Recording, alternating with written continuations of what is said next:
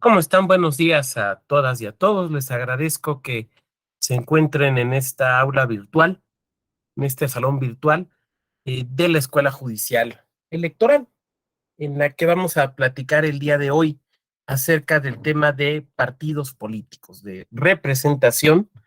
Nombre completo es Representación, Participación y Crisis de los Partidos Políticos. Mi nombre es Octavio Vado, voy a ser su docente en esta sesión y en la sesión de mañana.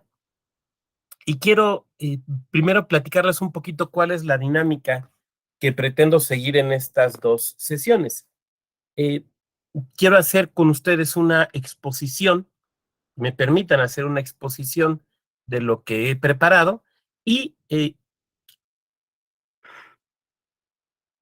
disculpen, iré abriendo algunos espacios para preguntas, comentarios y desde luego si puedo ofrecer alguna respuesta, pues hacerlo. Eh, Se vale totalmente que ustedes me digan, oiga, más que una pregunta, tengo un comentario, pues es perfectamente válido, ¿no? Que quieran hacer ahí algún planteamiento, alguna cuestión de la propia experiencia, de la situación que les ha tocado observar, pues desde luego puede ser no solamente válido, sino sumamente enriquecedor. Bueno, dicho esto, también quiero comentar lo siguiente. Al revés de lo que hago en algunas otras clases de los diplomados, donde probablemente ya hayamos coincidido, en esta ocasión no traigo, no realizo una presentación como tal en el esquema tradicional por ejemplo, de PowerPoint, sino que más bien pretendo que podamos abordar la clase más bajo la idea, digamos, de una plática, donde yo pueda, insisto, ir presentando algunas ideas y ustedes puedan, pues en su caso, refutarlas. Déjenme conecto la pila porque parece que ya tiene poquita.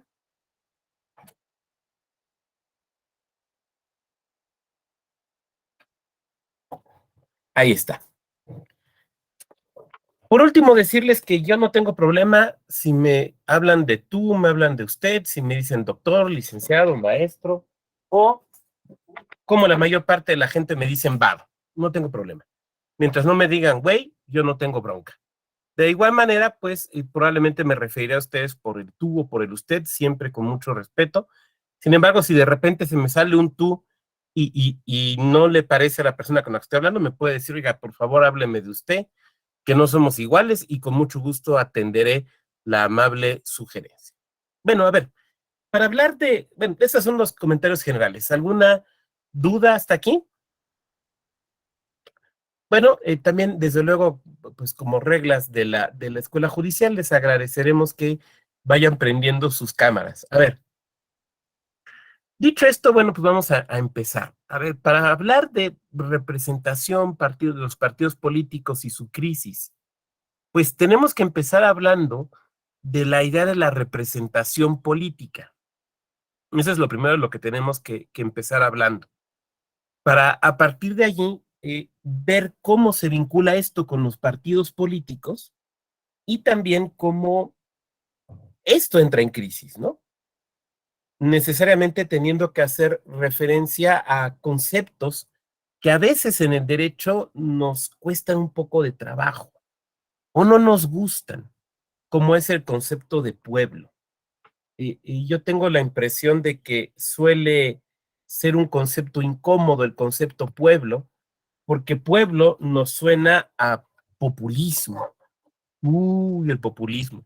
Y eso da como que cierta incomodidad y entonces de repente preferimos hablar de ciudadanas, ciudadanos, de ciudadanía.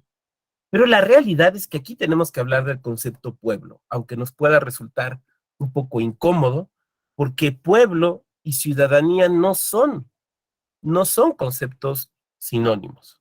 Y tenemos que hablar de pueblo. Entonces hago un poco esa advertencia. La idea de representación la podemos tomar, digamos, en un sentido general de dos maneras. Podemos hablar de representación como puesta en escena. Y entonces así decimos nosotros, nosotros en el lenguaje común, se representa una obra de teatro. se representa una ópera, ¿no? Entonces decimos que, bueno, pues hay un texto, supongamos que esto es una obra de teatro, hay un texto que es presentado por los autores, perdón, por los actores, por las actrices, y que nosotros vamos a ver esa representación. Y es una representación porque no se trata solamente de la simple lectura del texto, sino se trata de la actuación del texto. Entonces, tenemos a una actriz que hace el papel de Medea, ¿no? Entonces actúa y se nos presenta como tal. Tenemos un actor que se presenta como Hamlet, y entonces se viste de cierta manera y actúa como tal y pretende convencernos que es esa persona. Esta idea de representación que, digamos, podría ser o que nos viene de las artes escénicas, la verdad es que no está tan lejana de de nuestro análisis jurídico o de nuestro análisis político, porque allí también tenemos representación, también tenemos representación. Por ejemplo, podemos analizar una sesión de un órgano legislativo como una representación, en el sentido, digamos, propio de las artes escénicas, donde tenemos ciertos actores que van a jugar un papel principal, ciertos actores, ciertas actrices, que son las diputadas, los diputados, que van a jugar un papel principal y que además tienen ciertos personajes que representan. Entonces, por ejemplo, yo he leído que hay gente que dice que no hay diputado sin PIN, ¿no? No hay diputado sin su PIN aquí en la solapa del partido al que pertenece. Entonces, vemos llegar a uno de estos representantes, fíjense la palabra que estoy utilizando, y lo vemos llegar de traje, lo vemos llegar con la corbata del color de su partido, ¿no? Entonces hay quien lleva corbatas rojas, quien lleva corbatas verdes, quien lleva corbatas amarillas, quien lleva corbatas color vino, ¿no?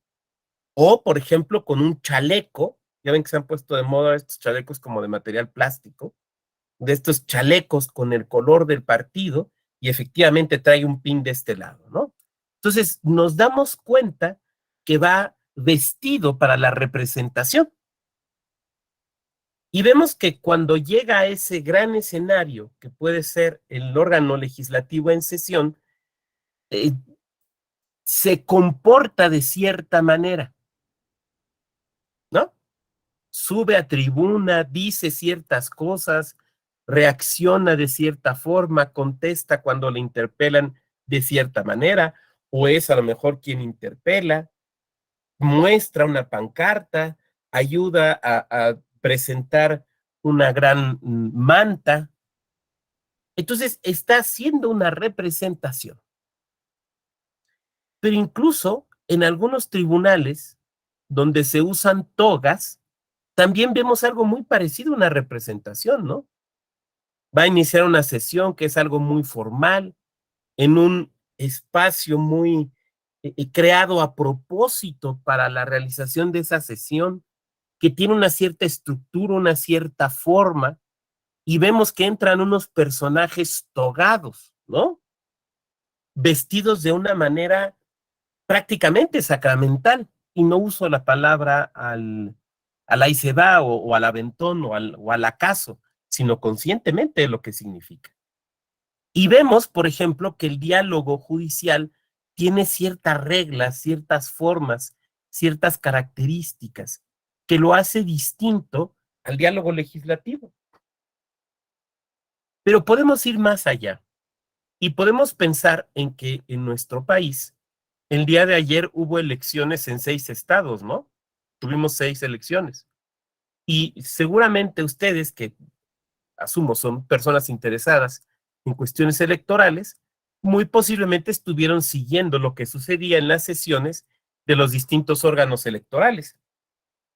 Y ahí también tenemos en cierto sentido una puesta en escena, ¿no? Tenemos unas consejeras, unos consejeros que actúan de cierta forma, que dicen las cosas de cierta manera, tenemos un secretario, una secretaria ejecutiva en cada órgano electoral que también actúa de cierta forma, que su forma de intervenir es distinta, por ejemplo, que la de un consejero o una consejera. Y tenemos también otros actores que son los representantes de los partidos políticos y en su caso las candidaturas independientes que obran también de otra forma. Y entonces un representante de partido no actúa igual que un consejero o una consejera. Una secretaria ejecutiva de un instituto electoral local no actúa, no se presenta, no representa igual que una consejera, un consejero o un representante de partido. Esto porque el papel que toca jugar es un papel distinto. Se representa un papel distinto. Y alguien de ustedes podría estar pensando ahorita, oiga, doctor, pero usted está mal, nos está diciendo que una sesión de un órgano colegiado, que una sesión de un tribunal, de un órgano legislativo, de un órgano electoral, nos está diciendo que es una representación, que es una ficción. ¿No está diciendo usted que todo eso es ficción? No. Yo estoy diciendo que esa es una representación, pero no estoy diciendo que es una ficción. Cuando ustedes entran a ver una película, pensemos, por ejemplo, no la he visto, pero la última de Top Gun, ¿no? Que está ahorita muy de moda. Ustedes aceptan que ese señor que ven allí, que saben que en la vida real se llama, ¿cómo se llama? Tom Cruise. No se llama Tom Cruise, que se llama de otra forma y que vuela aviones de guerra, ¿no? Lo aceptas. Cuando vas a ver la nueva de Jurassic Park, aceptas que Jeff Goldblum es un matemático, ¿no? Maverick nos dice aquí Jaime, exacto. Aceptas que es esa persona. Y solo si aceptas eso, te metes en la película. Si no, no lo aceptas. Recuerdo mucho una representación de una obra que se llama Tres días en mayo, una espléndida obra acerca de la decisión británica de no pactar con los nazis y seguir la guerra en soledad. Una espléndida guerra, una espléndida obra de teatro. Y el actor que hacía a Lord Halifax, Resendiz de apellido, si no me equivoco, un espléndido actor, un espléndido actor. Y tú le creías que era Lord Halifax, digamos, el opositor dentro del Partido Conservador a Winston Churchill, era el antagonista de la obra, ¿no? Y tú le creías que era él. Pero salías de la obra de teatro y tomabas tu libro de historia y veías que Lord Halifax era un tipo muy, muy, muy, muy alto, con ciertas angulosidades en su rostro, y veías después al actor Juan Carlos Rodríguez se llama, y decías, es que no se parece, es que no se parece, ¿te ha sucedido, no? Es que no se parece. Pero cuando estabas en la obra de teatro, tú decías, ese señor es Lord Halifax, porque tenía la habilidad de convencerte que era. Y para que te convenciera que era, el primer convencido tiene que ser él. Cuando un diputado o una senadora se sube a la tribuna a decir algo que no está escrito en un guión, pero que forma parte del guión de las posturas de su partido, por ejemplo, de las propuestas de su partido, busca convencer al auditorio, busca presentarse como alguien creíble, ya que su auditorio sea el propio seno de la Cámara, o sea, un público más allá, como por ejemplo los ciudadanos y las ciudadanas. Y si no se cree ese papel, no nos va a convencer, no nos va a convencer. Cuando nosotros vemos una sesión de la Corte y escuchamos hablar a un ministro o a una ministra, no esperamos que hable como nuestro compadre, no esperamos que hable como la vecina, esperamos que hable y se comporte de una forma distinta, de una forma que uno diga, ese es un ministro, ese es una ministra. Un representante de partido en una sesión de un órgano electoral como las que seguramente vieron ayer, también se comporta de una forma distinta y se acalora y manotea y dice y usa argumentos políticos y jurídicos. Pero volteas a ver al consejero o a la consejera que responde y los ves normalmente mesurados, medidos, respondiendo con cuestiones estrictamente jurídicas. Tan es así que cuando los papeles se invierten, te resulta extraño, ¿no? Se comporta como lo que no es, parece representante, decimos, ¿no? Bueno, justamente esta idea entonces de representación, de puesta en escena, que insisto, es, digamos, la primera idea que podemos tener de representación, no es una idea ajena, desde luego, al ámbito político. No lo es para nada. En mi otra vida, en la vida que tuve entre 2014 y 2020, que fui consejero electoral en el OPLE de Querétaro, pues tenía que representar el papel de consejero. Entonces, de repente, a ciertas sesiones muy complejas de temas interesantes, porque no en todas las sesiones hay temas complejos, ¿no? Yo sabía que tenía que representar un papel. Entonces me vestía para el papel. Entonces iba de tonos oscuros, camisa blanca y traje oscuro. Entonces llegaba y me ponía en mi lugar con un alterón de textos, donde estaba primero los proyectos a discutir, así engargolados, subrayados, porque además los leía, pero además lo hacía evidente que estaban subrayados. Y llegaba aquí con los libros y con las jurisprudencias y lo ponía. Como diciendo, vengo listo para lo que quieran, ¿no? Y entonces de repente volteaban y veían y, ay, el doctor Vado se trajo la artillería pesada, sí, vengo listo. Y a lo mejor no era necesario, pero lo importante era, de alguna u otra forma, representar ese papel que tú ibas a jugar. Pero esta idea de representación entonces implica que el actor o la actriz o quien representa eh, va a hablar o va a decir o va a hacer algo que no diría yo que no le pertenece del todo, pero que no lo creó del todo. El diputado o la diputada que se suben a tribuna a defender una posición del partido, pues no son quienes definieron la postura del partido, porque eso se define colectivamente, ¿no? El consejero o la consejera que en sesión defiende un proyecto de acuerdo no hizo el proyecto de acuerdo. El proyecto de acuerdo lo hizo el área jurídica, lo hizo el secretario, la secretaria ejecutiva.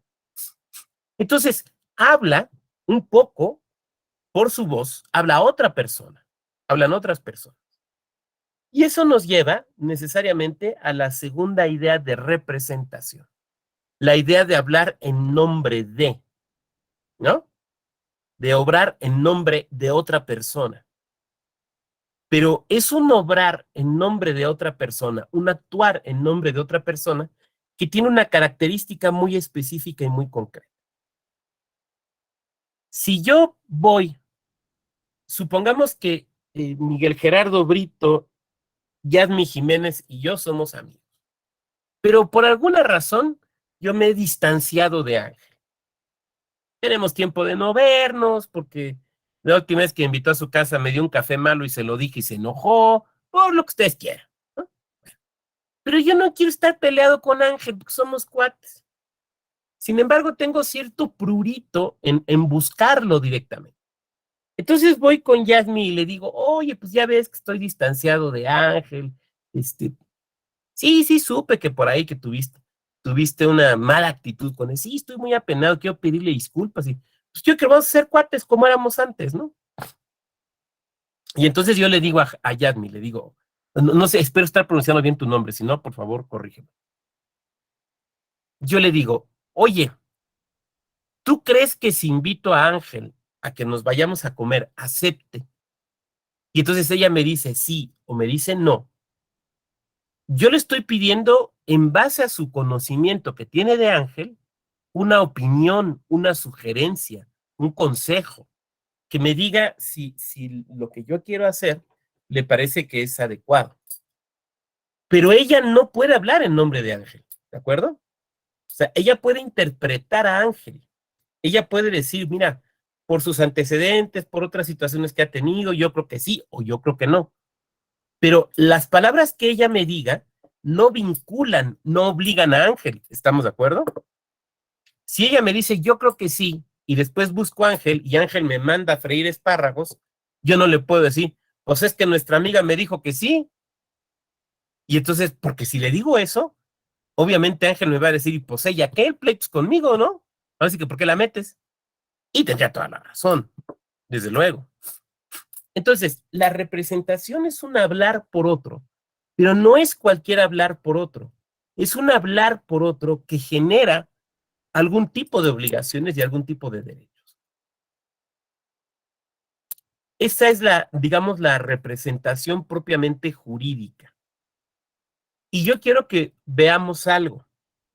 Sería muy fácil solamente hablar de la representación política desde la perspectiva jurídica, pero la verdad es que sería incompleto, porque la representación es un fenómeno que es a la vez jurídico y político, y tenemos que entenderlo en esa dualidad de un Jano bifronte, donde un lado es el aspecto político y otro es el jurídico. A tal grado que en ocasiones es muy difícil decir dónde termina lo jurídico y dónde termina lo político, porque además todo acto jurídico es un acto político, ¿no? Y por otra parte, la política se debe limitar por el derecho. Entonces es un poco la serpiente que se muerde la cola. ¿Dónde empieza y dónde termina? No lo tenemos claro. Pero insisto, tenemos que verlo en estas dos perspectivas, en lo jurídico y en lo político. Desde una perspectiva histórica, sería tal vez muy interesante preguntarnos por cómo se dio la representación, si es que se llegó a dar en Asiria, o en Babilonia, o en el antiguo imperio egipcio. Pero la realidad es que, aunque tenemos algunas cosas ahí que podemos platicar, la realidad es que son formas políticas que no nos han llegado al presente. También podría ser interesante preguntarnos sobre esto, pensando en los pueblos ancestrales de México o de América. No lo haremos, no porque no se pueda, sino porque nuestro diplomado en esta parte, pues, tiene que ver con la forma de representación política de la competencia de partidos, ¿no? No lo que tiene que ver con la democracia comunitaria o la democracia regida por sistemas normativos internos. Entonces, por eso no nos vamos a preguntar por ese lado, insisto, no porque no sea posible, sino porque no ha tenido un impacto o una influencia en los métodos o las formas en las que se regulan y se organizan los partidos políticos. Entonces, por donde tenemos que empezar es por Grecia, ¿no? Grecia se dice la cuna de la democracia. Y la verdad es que hay algunas investigaciones que nos dicen que probablemente no sea así. John King, en su libro sobre la democracia, recupera algunas cuestiones, tanto asirias como de otras partes de Asia Central, que nos hacen pensar que probablemente la democracia nació más pegada al Éufrates que a los Balcanes. Pero lo que tenemos ahí son historias fragmentarias, pequeñas porciones de sucesos que nos dicen que ahí había algo, pero un algo de lo cual no tenemos certeza. Es un poco como el fantasma de una democracia anterior a la democracia. Ahí hay algo, pero no tenemos todavía la certeza. Sin embargo, cabe la posibilidad de que pues, haya de repente un resto arqueológico que se encuentre y nos demos cuenta que los inventores de la democracia fueron los asirios, ¿no? Podría ser. Pero el chiste es que ahí hay algo. Disculpen. Pero ese algo no terminamos de prefigurar. Tenemos que irnos a Grecia. Y ustedes saben que Grecia, que se presenta como la cuna de la democracia, saben que en Grecia hubo distintas formas de regular lo político. Esta idea de la polis, ¿no? Que de ahí viene obviamente lo político. Que hubo algunas polis gobernadas de una forma democrática por un tiempo probablemente no muy largo. Se dice que no más de 100 años. Y otras no, gobernadas de una forma autocrática, ¿no? Esta figura de los reyes. Lo que sí parece haber existido casi en todas es algún tipo de eclesia, algún tipo de asamblea, en un sentido a la vez religioso y político.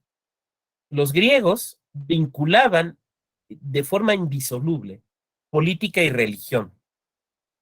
Así como nosotros hacemos un esfuerzo consciente por separarlo, y si no me creen, vean la sentencia del caso Tlaquepaque del año pasado. O sea, ni siquiera estoy hablando de México 1857, estoy hablando de Jalisco 2021. Entonces, así como nosotros hacemos un esfuerzo por separar la parte religiosa de la parte política, para los griegos no, para los griegos había una vinculación muy clara.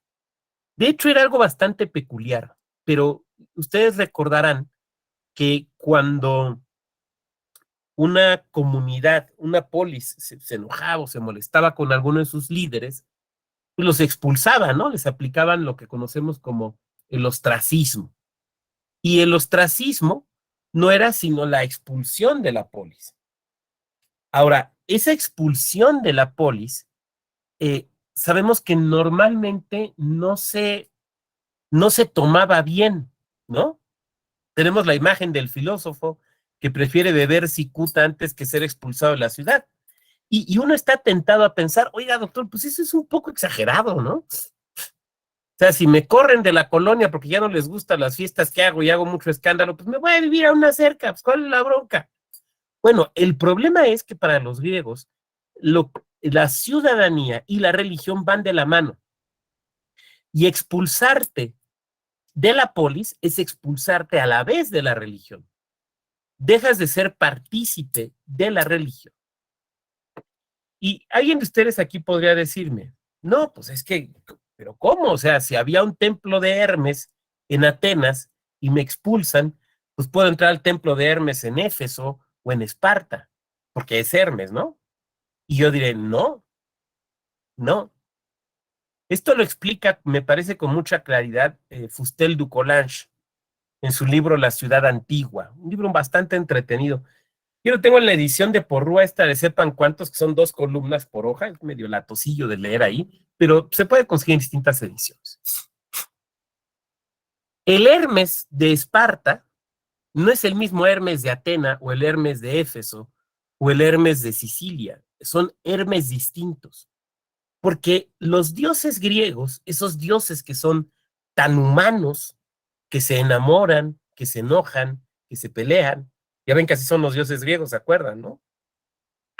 Esos dioses griegos es que son originalmente hombres, hombres que fundan una ciudad, que son vistos por las primeras generaciones de esa ciudad como héroes, recordados como héroes, y que después se van convirtiendo en mitos y se asocian a los dioses.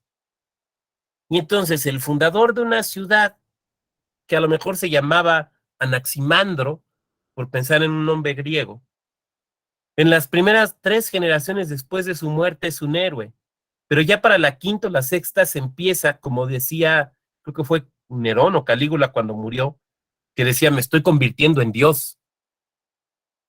Se convierten en dioses, pero no es el dios Anaximandro, sino es Hermes Anaximandro, ¿no? Cada Hermes tiene, permítame decirlo así, una especie de advocación. Cuando nosotros vamos a un templo, seamos católicos o no, esto no importa. Vamos, por ejemplo, a la Villa de Guadalupe, y está la Virgen de Guadalupe, o vamos a ver a la Virgen de San Juan de los Lagos, o a la Virgen de Shostan, aunque la representación sea distinta, la Virgen de Guadalupe es morena, la de Shostan es rubia, sabemos que es la misma Virgen, ¿no? O sea, sabemos que es la Virgen María, que es una representación de la Madre de Jesús, ¿no?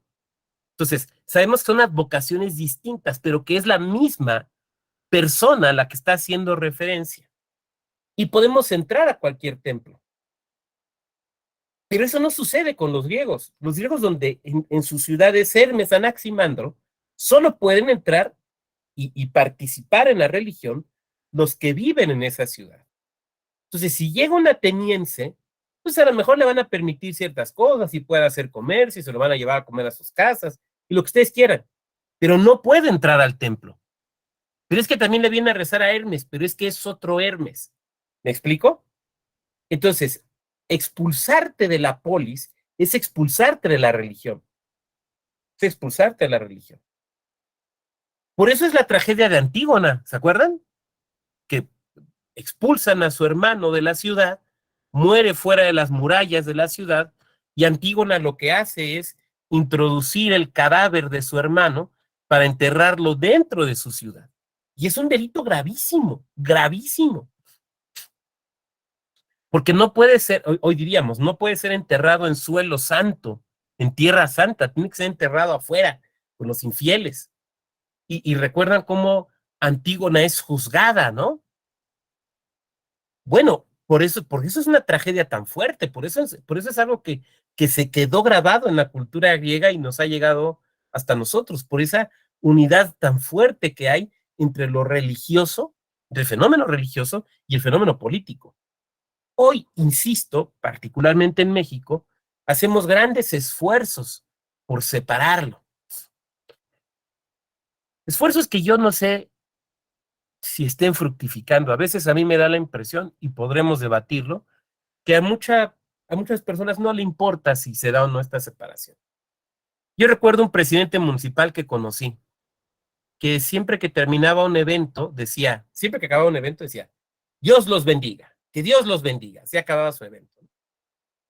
Y yo me quedaba pensando en varias cosas. Lo primero que me quedaba pensando era si no estaba en primer lugar como que violando la ley, ¿no? O sea, eso era lo primero que yo pensaba. Y lo segundo que pensaba era, oye, yo no estoy seguro de querer que tu Dios me bendiga, mano. Porque a lo mejor tu Dios y mi Dios son enemigos. A lo mejor tu Dios y mi Dios no se llevan bien y tú ahí andas dando bendiciones, ¿no? Lo que quiero decir entonces es que de alguna manera sigue estando presente lo religioso en la política. Hay un ejemplo, otro caso que me gusta contar. Cuando se anula, hace ya varios años, la elección de Morelia, ustedes recordarán, aquella elección que se anula por un peleador mexicano que en una función de box en Las Vegas, en el pantaloncillo trae el logo de un partido. ¿Se acuerdan de aquel caso? Bueno, una de las razones que se pretende hacer valer para buscar la anulación tenía que ver también con esta mezcla entre la religión y la política, porque en un evento sucede lo siguiente, es un evento de campaña, está eh, el candidato en el propio evento, está ahí participando, está ahí hablando, termina el evento. Y justo cuando el maestro de ceremonias dice, muchas gracias, compañeras, compañeros, sigamos con ánimo y vámonos, ¿no? Pues cuando termina, se para una señora, hagan de cuenta mamá Coco, ¿no? Todos conocemos a mamá Coco. Se para una señora de las filas de enfrente, o de la fila de enfrente, camina hacia el estrado, donde está el candidato parándose. El evento formalmente ya terminó, pero ahí están todos, es lo que quiero decir. Y le da la bendición al candidato. Y el candidato baja la cabeza y recibe la bendición. Entonces dicen, elementos religiosos en un evento político. Se mezcló religión y política. Se afectó esa decisión fundamental, diría don Jorge Carpizo, ¿no? Que es la separación de la iglesia y el Estado. Y no se permiten elementos religiosos en actos políticos. Y si no me creen, ahí está la anulación de la elección de Yurecuaro, ¿no? Vamos a analizar el caso. Resulta que la señora que se para a dar la bendición es la mamá del candidato. Es la mamá del candidato. Y el candidato, como buen mexicano, común, diríamos, baja la cabeza y recibe la bendición. No sé ustedes, pero yo he visto compañeros míos ateos. Ateos de esos que leyeron a Nietzsche en la preparatoria y se volvieron ateos furibundos, que cuando su abuelita les va a dar la bendición, reciben la bendición. Porque podrá ser muy ateo, pero todos somos guadalupanos, ¿no? Hay una película, a lo mejor ustedes la han visto, que se llama Los Hermanos del Hierro. ¿Alguien ha visto la película esta de Los Hermanos del Hierro? Es una película mexicana con Antonio Aguilar. Bueno, en esa película sale Antonio Aguilar como el hermano mayor, el hermano menor es Julio Alemán, y la mamá es Columba Domínguez, esta gran actriz mexicana. Y viene una de las escenas más fuertes que yo he observado en el cine mexicano. Perdón, déjame contesto esta porque es del trabajo. Digo, yo sé que estoy en el trabajo, pero también, pues, nomás muy rápido.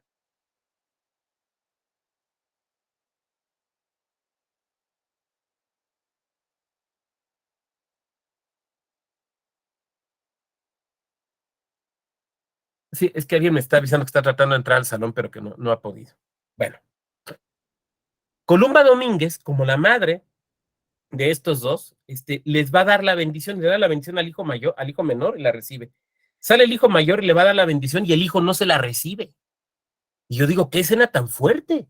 Un hijo mexicano no recibiéndole la bendición a su madre. Esa es una escena fuerte, ¿no? Bueno, pero ¿qué decide ahí el tribunal? Lo que decide es, a ver, el evento ya había acabado. A ver, la señora no es dirigente partidista. La señora es la mamá del candidato. El candidato no puede ser responsable por los actos de la mamá, ¿no? Entonces, esto de política y religión nos sigue generando ahí una serie de temas.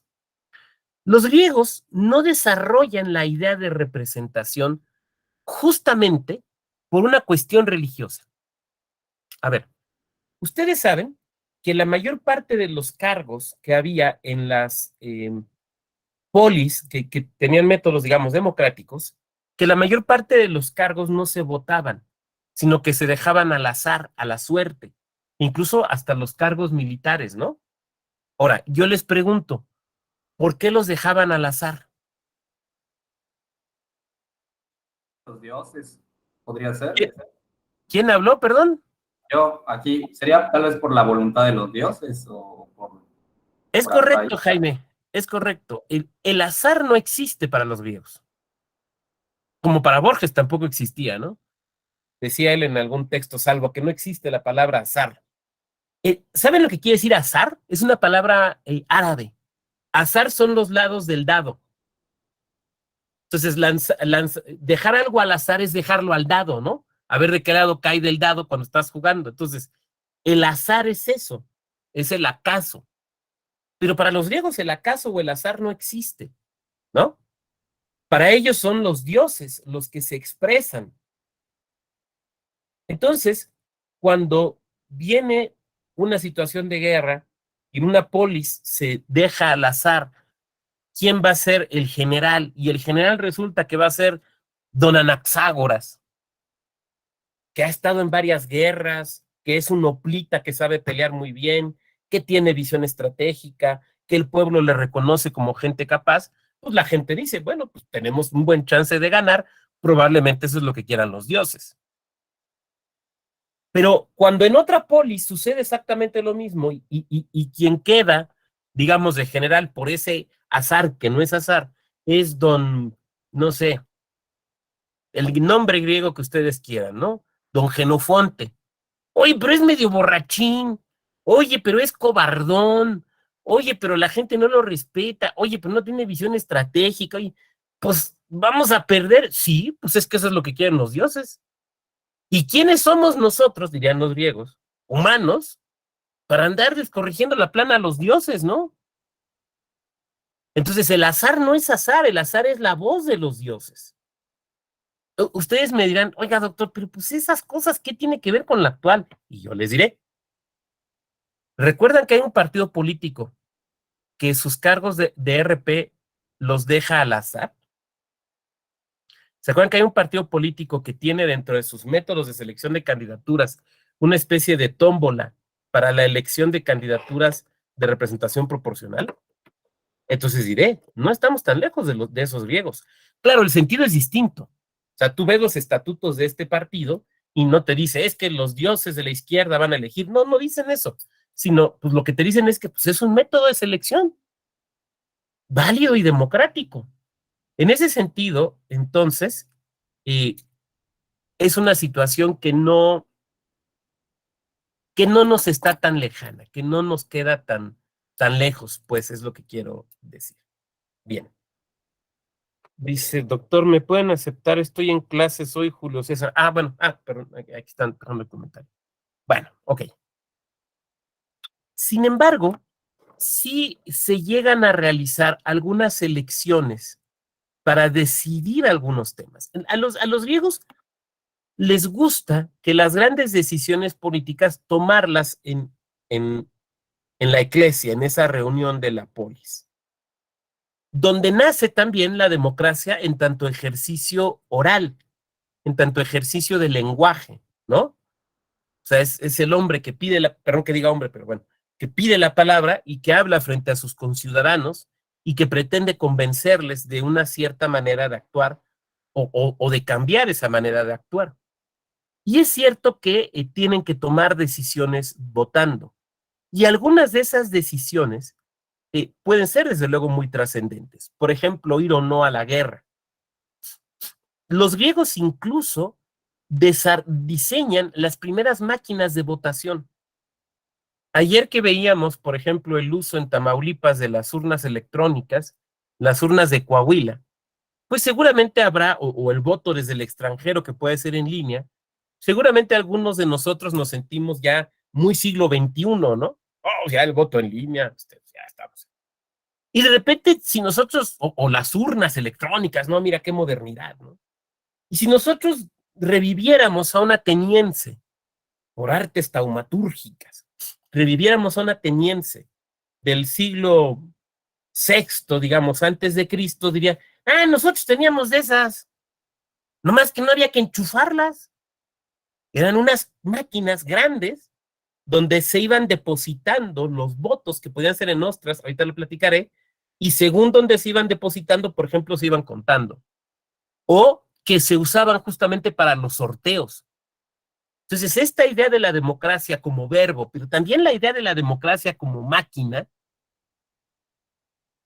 ahí tengo un tema para un artículo ahorita que me acabo de dar cuenta. La democracia como máquina. No me lo vayan a ganar, ¿eh? Pues sí, la democracia como una maquinaria. Bueno, no la elección, la democracia. Eso ya lo tienen los griegos. Eso ya lo tienen los griegos. Bueno, la votación en máquinas se hace en Estados Unidos desde finales del siglo XIX. Me van a decir, sí, doctor, pero pues aquí en México es distinto. Bueno, la legislación electoral de algunos estados, estoy pensando Querétaro, 1962, ya contemplaba máquinas mecánicas para votar. Entonces, esto de votar en máquinas no es tan nuevo, ¿eh? Es bastante siglo XX en el mejor de los casos. Lo que pasa es que todavía no se ha quitado un trabajo, ¿no? Bueno. Por ejemplo, el ostracismo. Decíamos, esta decisión de expulsar a alguien. ¿Por qué se llama ostracismo? Porque se vota en ostras. Usan ostras o conchas, literal, de esas. Ya cuando te estás comiendo tu ostioncito, ¿no? Le echaste limón, tabasco y te lo comiste, ¿no? Ahí con tu cervecita para la calor. Esas ostras, pues tú las tiras y ahí se quedan, ¿no? O las llevan a la basura, pues, o las procesan o lo que les hagan. Los griegos usaban las ostras y las conchas para votar, porque en la parte cóncava tallaban el sentido del voto y esas conchas se han encontrado, esas ostras se han encontrado. Entonces, por ejemplo, si se hacía una asamblea donde se iba a votar si me expulsaban a mí de la polis, quien estaba a favor de expulsarme tomaba su ostra y tallaba vado y la depositaba en estas máquinas. Entonces, si ganaba el número de ostras que decían vado, pues me expulsaban. Si no quería, si una persona no quería expulsarme, sí depositaba su ostra, pero la depositaba sin haberle tallado nada, ¿no? Hay una anécdota ahí muy interesante de algún político griego cuyo nombre ahorita se escapa a mi memoria post-COVID, donde pues es político, pero como que el pueblo ya se cansó de él, entonces van a votar su ostracismo, expulsarlo. Entonces llega a la asamblea y están votando, y junto a él llega un campesino, que es un hombre libre, es un ciudadano, pues va a votar, pero que es analfabeto. Y le dice, oye, ¿usted sabe escribir? Le dice a este personaje que vamos a llamarlo Tulio. Bueno, aunque Tulio es un nombre más romano, pero ya se me acabaron los nombres griegos. Vamos a llamarle Aquiles. Aquiles es un nombre griego. Oiga, ¿usted cómo se llama? ¿Usted sabe escribir? Sí. Oiga, ayúdeme, ¿no? Aquí para tallar en mi ostra el nombre de Aquiles. O sea, al que están votando para expulsar va a tallar su nombre para que lo expulsen. Fíjate la ironía, ¿no? Y entonces le pregunta, sí, bueno, pues sí, sí, te ayudo, ¿no? ¿Y por qué lo quieres expulsar? ¿Te ha hecho algo? Y entonces el campesino contesta, no, no me ha hecho nada. Pero ya me cansé de que siempre que oigo hablar de él, dicen, Aquiles el justo. Ya me cansé de eso. El justo acá, el justo para allá, el justo para todos lados. ¡Pum! Y lo expulsan. Paradojas de la democracia. Pero bueno, así funciona, ¿no? Los griegos no tienen tampoco, decíamos, la idea de la representación, porque todos los poderes son de la asamblea y no son delegables. Puede haber personas que tomen ciertas decisiones, como el Consejo de los 400, como los tesmotetes, por ejemplo. Así puede haber funcionariado que tome ciertas decisiones. Pero ese funcionariado jamás se asume representante de la polis. Jamás se asume representante de la polis. Jamás pretende hablar en nombre de la ciudad, no, ni madres. Porque en nombre de la ciudad de Estagira solo puede hablar Estagira, no Aquiles, no Patroclo. ¿De acuerdo? No, no, eso nunca lo hacen. No, no está en su cabeza hacerlo. Y segundo, porque además los cargos son sumamente limitados en el tiempo. Acaecen por muy poco tiempo. De forma tal que nadie puede empezar a desarrollar, digamos, un gusto por el cargo y quedarse en él. Esta idea de reelecciones y demás. De hecho, con los griegos no existen las campañas políticas. No hay campaña política. No hay campañas, no hay candidaturas como tal. Por dos razones. Primera, porque la idea les resultaba profundamente ofensiva. Porque era una sociedad muy igualitaria, partiendo de la base de los que eran ciudadanos, ¿no? Que sabemos que eran una minoría.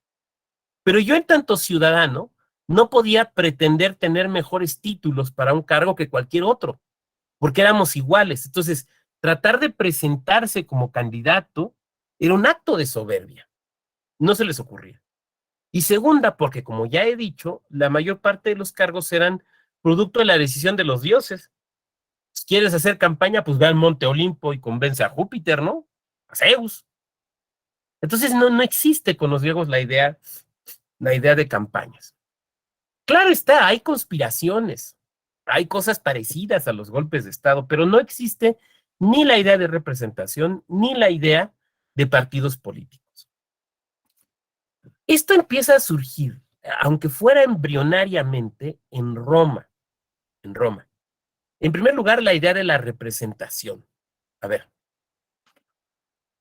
con los griegos tenemos esa idea sí teatral de la representación. A los griegos les gusta mucho el teatro y nos ha llegado todavía pues, estas obras, ¿no? Medea, por ejemplo. Nos han llegado tragedias y obras cómicas griegas, ¿no? Y sabemos incluso nombres de comediógrafos griegos. Y de ellos nos viene, por ejemplo, la palabra persona. Y persona es una palabra teatral, porque persona viene de prosofón. Y prosofón, ¿qué es? Es la máscara que usa el personaje. Ustedes han visto, ¿no? Que siempre que pasas por un teatro hay dos máscaras, ¿no? Una máscara sonriente y una máscara triste, porque es la tragedia y la comedia, los dos grandes rubros del teatro griego, ¿no? La tragedia y la comedia. Y los personajes usaban máscaras, los actores, las actrices usaban máscaras. Esa máscara es prosofón. De esa máscara viene después, para el latín y para el español, que no es sino un dialecto del latín, viene la palabra persona, porque actúas un personaje y todo el tiempo en tu vida actúas un personaje. Yo ahorita con ustedes actúo el personaje de profesor, pero al rato en la oficina actúo el personaje de empleado, pero cuando estoy con mi hijo actúo el personaje de papá, pero cuando estoy con mi gatita actúo el personaje de Karen Macho, ¿no? Entonces todo el tiempo estamos actuando personajes y eso viene, insisto, de ahí. Pero los romanos introducen el otro elemento de la representación que yo he hablado, que es el jurídico. Roma es una sociedad mercantil, ¿no? Los romanos son muy viajeros y son muy negociantes. Les gusta andar haciendo negocios. Y los hacen de manera tal, y son muy exitosos en la guerra, ¿no? de manera tal que llegan a ocupar, lo sabemos, pues todas las costas del mar Mediterráneo, y por eso le dicen el Mare Nostrum, ¿no? Nuestro mar. Y el mar Mediterráneo se convierte en la gran alberca del Imperio Romano. Y se dedican a comerciar entre distintas ciudades, pero también van a comerciar más allá, y comercian con los persas, no solo guerrean con ellos, también comercian, y comercian con los chinos. Y por eso nos hemos encontrado monedas romanas, bueno, yo no obviamente, pero los arqueólogos, las arqueólogas, se han encontrado monedas romanas en China. Y por eso se han encontrado, eh, eh, eh, eh, se sabe de que había caravanas que llegaban a Roma y de romanos que iban a negociar con los chinos. Ahora, esto empieza a presentar una serie de problemas, porque en un primer momento, de problemas jurídicos, en un primer momento, el que va a negociar, el que toma la galera del puerto de Roma o de Ostia y va a Biblos, por ejemplo, en el Líbano, pues es el dueño propiamente del asunto, es el comerciante en jefe, ¿no? Pero poco a poco estos empiezan a enriquecerse y llega un momento donde un mismo comerciante tiene 5, 6 o 7 galeras cruzando el Mare Nostrum y además tiene dos, pues no sé si la palabra sea recuas, ¿no? Dos recuas de camellos que están cruzando ahí el desierto para negociar con los persas ciertos perfumes. Pero él ya no va, él no sale, él está en su casa de Rávena, él está en su casa de Roma, él está viviendo en la península. Pero estas personas que comandan el barco, el capitán del barco, o el capitán de o el jefe de esta expedición que va a negociar con los persas, no están haciendo su nombre, no están haciendo el negocio en su nombre propio, sino en nombre del otro, que es el dueño del dinero. Y entonces el compañero Miguel Ángel López, suponiendo que fuera este romano rico, me tiene a mí en un barco, a Ángel en otro, a Sujei en otro, y a Adiel ahí a la mitad de la Persia negociando. Pero yo no voy a negociar en mi nombre, pero Adiel no negocia en su nombre, pero Sujei no negocia en su nombre, porque nosotros somos empleados. El dinero que está en juego no es nuestro, el dinero es de Miguel Ángel. Y entonces, ese vendedor de aceite de oliva de Biblos me va a decir, cuando yo le diga, oye, es que te vengo a comprar aceite de oliva, ok, ¿cuántas ánforas quieres? Me va a decir, pues mira, 500 ánforas, pero te pagamos ahorita la mitad y la otra mitad te la pagamos en 2 meses. Entonces, este comerciante de ánforas me va a decir, pero ¿para quién estás comerciando, Octavio? Octavio sí es un nombre latino, ¿no? ¿En tu nombre? Y yo diré, no, en el nombre de Ángelo.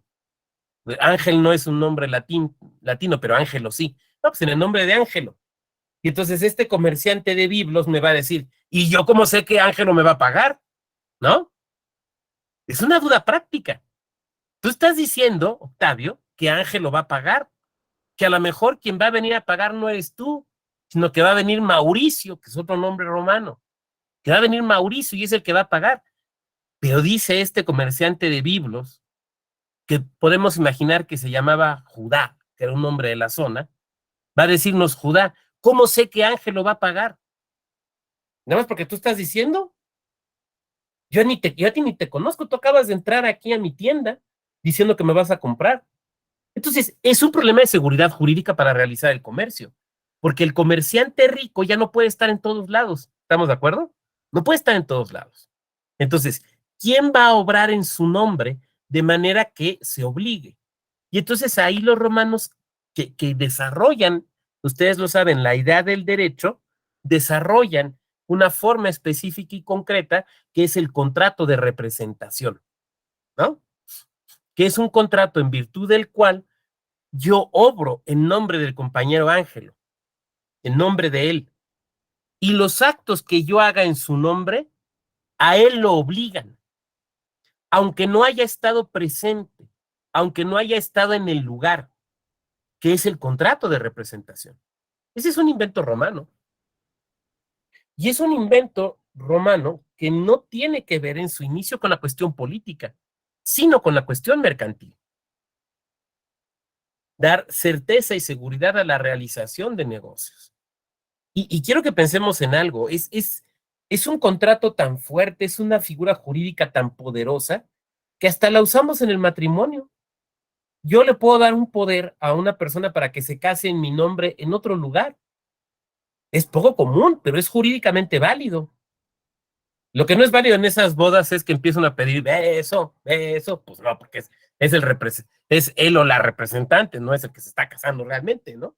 Pero esa es la potencia jurídica de esa figura. Por otro lado, los romanos compran, sobre todo en un inicio, y la verdad es que nunca lo perdieron, al menos en las formas. Eso se pierde después, se pierde en el Imperio Bizantino. Pero estamos hablando de Roma, no de su hijo, que es Bizancio, ¿no? Compran esta idea de la democracia. Y cuando Roma es una pequeña ciudad, ahí en el centro de Italia, de estos pueblos que son medio etruscos, pero medio otras cosas también, Roma vive como una especie de polis griega, ¿no? Muy similar a una polis griega, con una idea de democracia. Nada más que, a diferencia de la sociedad griega, los romanos reconocen claramente una división entre los hombres libres. Tanto los griegos como los romanos tienen la noción de hombres libres y de hombres libres que pueden participar en la toma de decisiones políticas. Pero sí hay diferencias importantes que tenemos que anotar. Los griegos, en principio, no reconocen una diferenciación entre los distintos tipos de ciudadanos. Entonces, tú puedes ser rico o pobre, pero si eres ciudadano libre, pues tú votas igual y tu voto vale igual que el de junto, sea rico o sea pobre. Y además, las asambleas griegas participan ricos y pobres juntos. No hay una asamblea para ricos y una asamblea para pobres, es lo que quiero decir, o para clase media, diríamos hoy. En Roma no, los romanos sí lo sabemos, ¿no? Se dividen en patricios y en plebeyos. Y entonces un plebeyo también es ciudadano, igual que un patricio, pero no se van a mezclar. No se van a mezclar.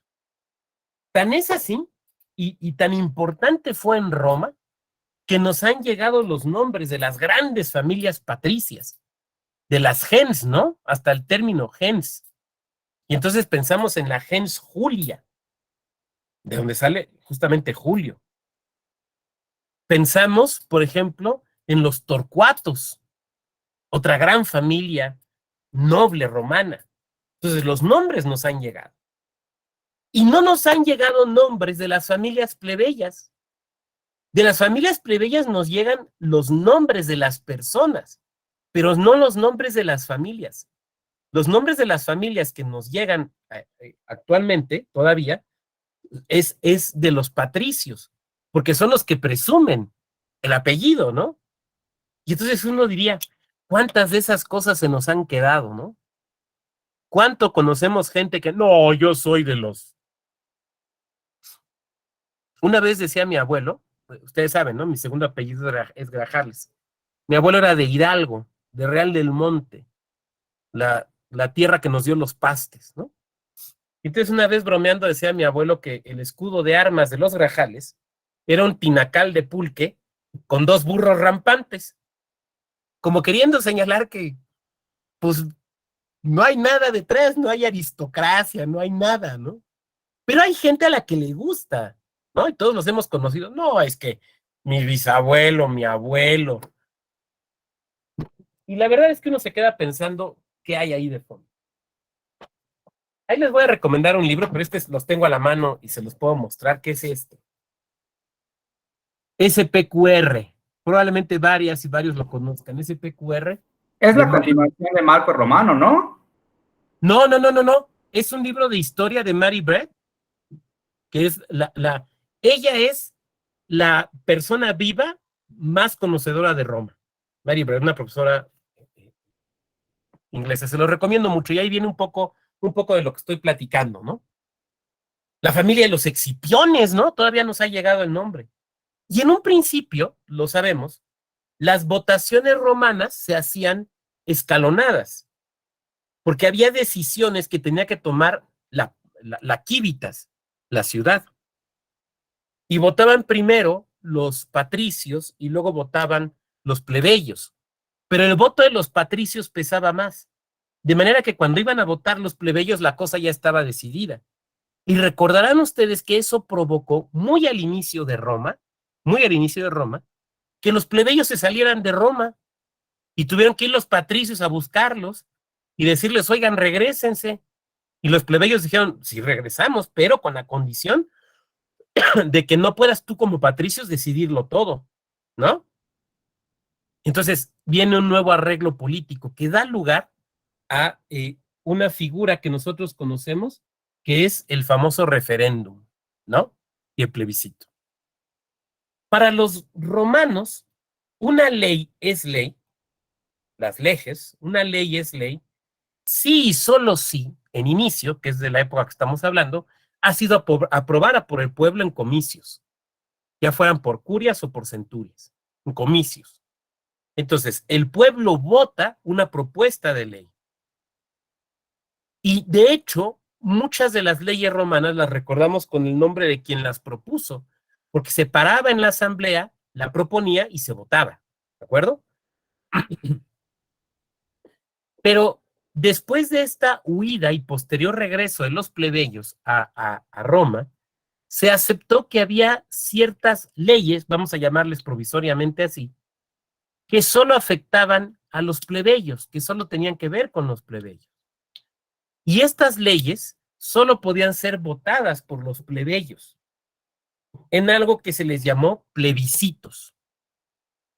Y entonces el plebiscito era una decisión política que solo afectaba a los plebeyos y en la cual los patricios no podían participar para tomarla, sino que tenían que dejar a que los plebeyos decidieran. Y entonces tenemos ahí esta figura que incluso nos ha llegado hasta la actualidad. Ahora, los romanos no crean la idea de partido político, no la crean.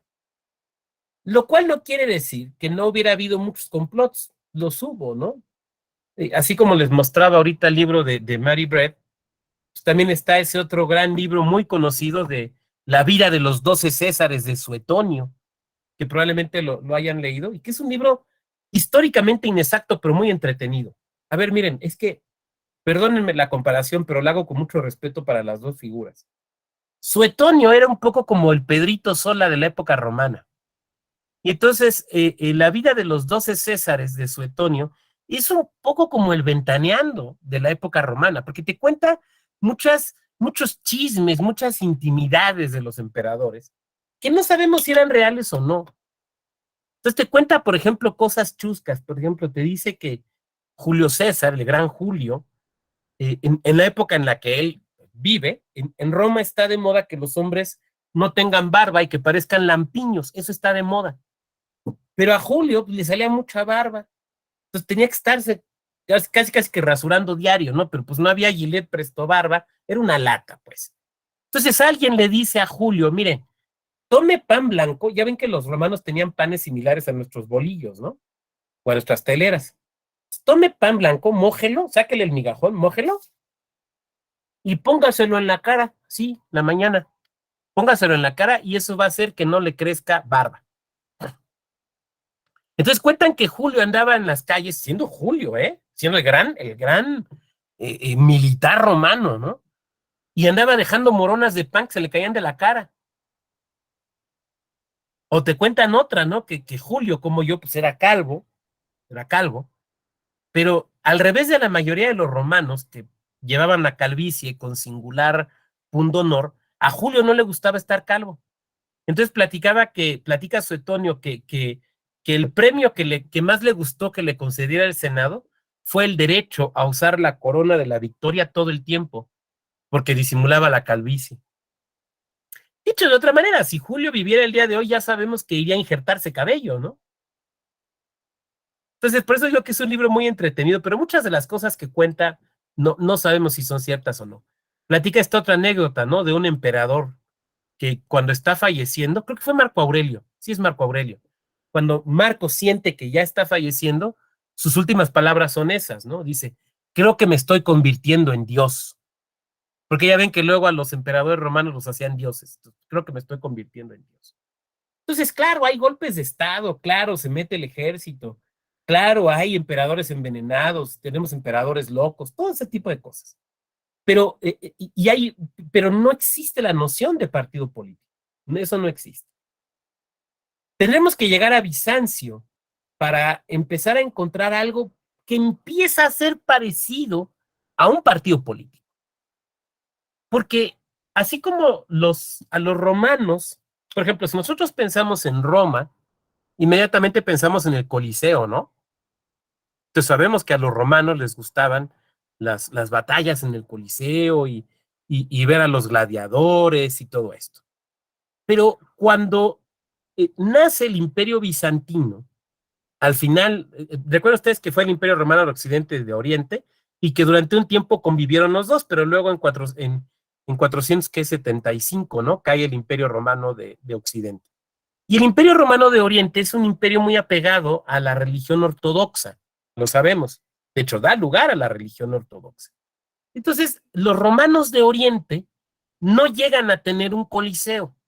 Digamos que cuando se crea el Imperio Romano de Oriente, cuando Bizancio se vuelve Constantinopla, ya esta idea del coliseo está muy de modé. Digamos que es como las corridas de toros que ahora empiezan a estar, afortunadamente, de modé entre nosotros, pues ya no está, ya no se ve bonito meter gente a un lugar a matarse entre ellas, ya eso no lo acepta.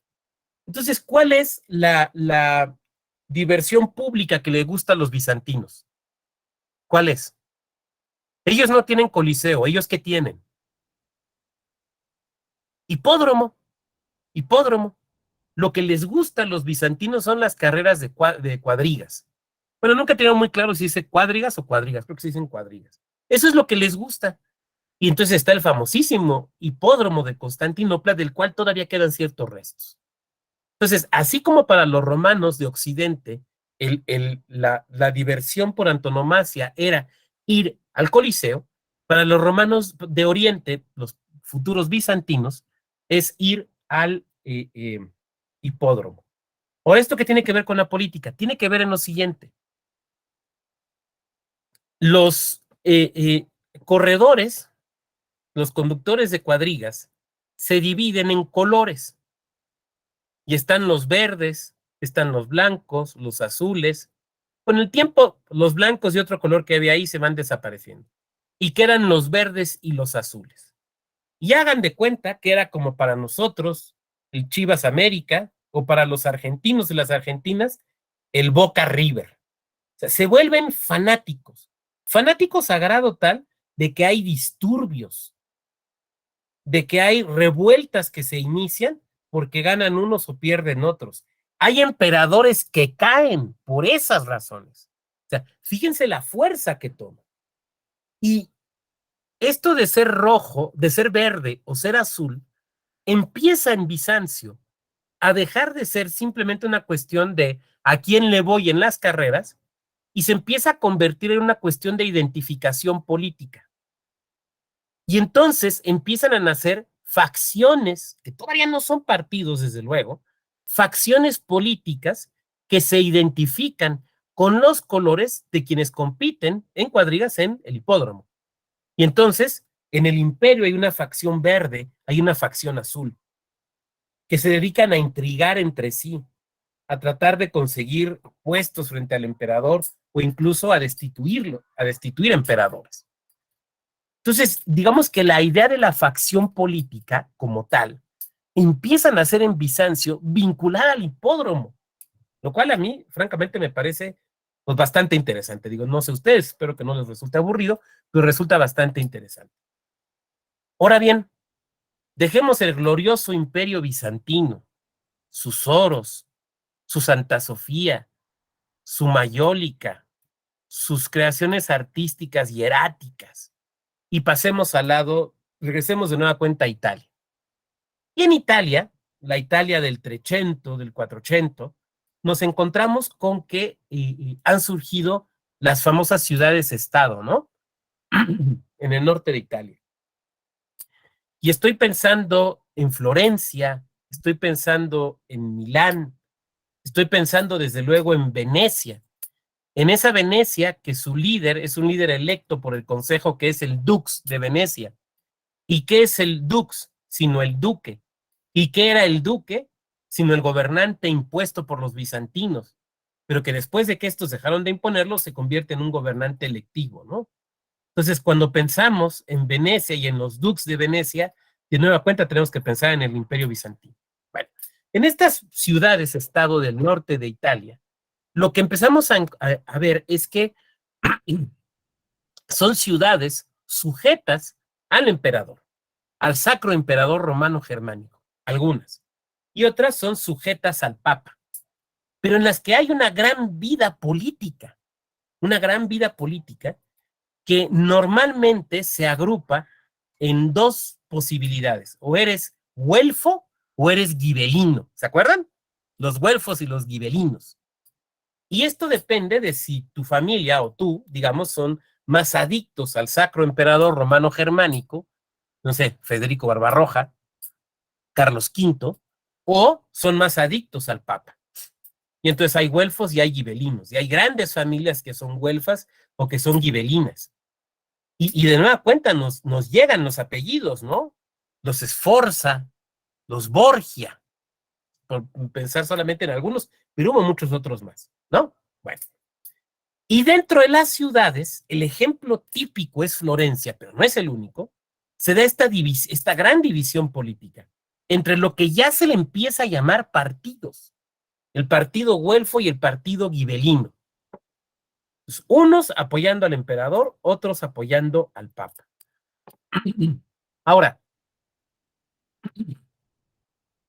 aunque aquí ya existe, ya se empieza a usar, sobre todo de manera posterior por los historiadores, la palabra partido, tenemos que ser sumamente cuidadosos, porque el día de hoy, cuando nosotros pensamos en partido, pensamos en un comité ejecutivo, en una presidencia, en una secretaría general, en una sección de jóvenes, en una sección de asuntos internacionales, en una oficina. Eso no existe. Si nosotros reviviéramos a este señor que siempre tengo a la mano, porque siempre hay que tenerlo a la mano, si nosotros reviviéramos a Maquiavelo y nosotros nos sentáramos a hablar con él, oye, que en tu época había partidos, sí, cómo no, los güelfos y los gibelinos nos las pasábamos agarrados del chongo, diríamos, ah, entonces había partidos, sí, sí. Oiga, ¿y quién era el presidente del partido? Oiga, ¿y cuánto duraba? Oiga, ¿y cómo eran las asambleas del partido? Oiga, ¿y cuáles eran las cuotas? ¿Y quién les daba las credenciales? Pues don Maquiavelo se va a quedar así como, ¿what? ¿What? No, porque eso no era así. O sea, el término empieza a existir, sobre todo, insisto, utilizado por los historiadores más que de manera contemporánea, pero no tiene nada que ver con lo que entendemos como partido. En realidad tiene que ver con lo que veíamos de Bizancio. Son facciones, son grupos de personas unidas por un interés político que solía, tal vez como en la actualidad, estar mezclado con un interés económico y que comúnmente estaban además reforzados por lazos familiares. Era eso, pero era eso nada más. No era otra cosa. No había esa noción propiamente de estructura. Lo que sí es que se dedicaban a conspirar unos contra otros, ¿no? Eso sí, y a buscar el favor del emperador o del papa, según fuera el caso.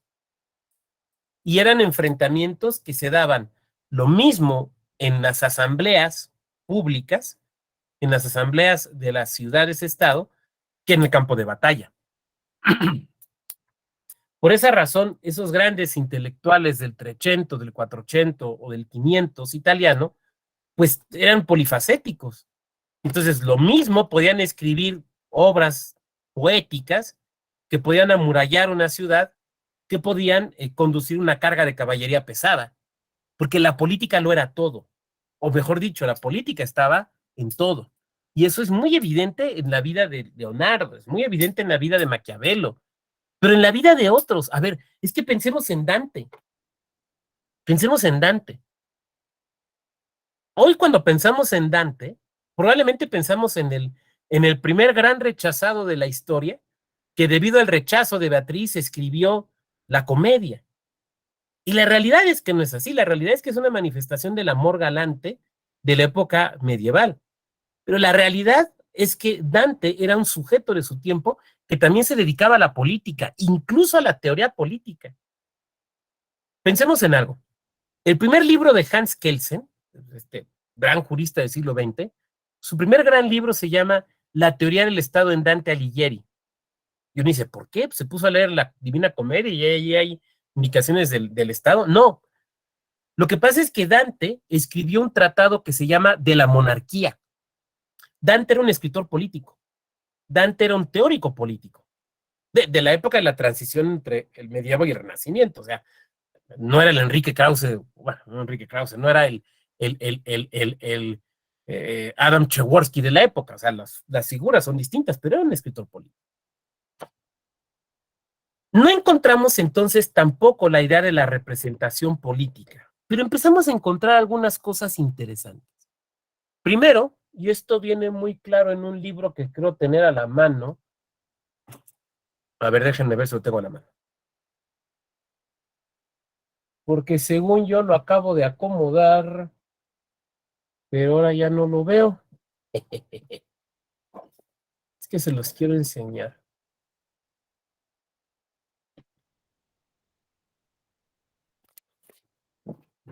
No. A ver. Levantándome la manita, pero no la manita virtual, sino la manita que se ve en la cámara. Levánteme la manita. Quien haya visto una película en Netflix muy reciente que se llama Los Siete de Chicago. Los Siete de Chicago. ¿Quiénes la vieron? Acá.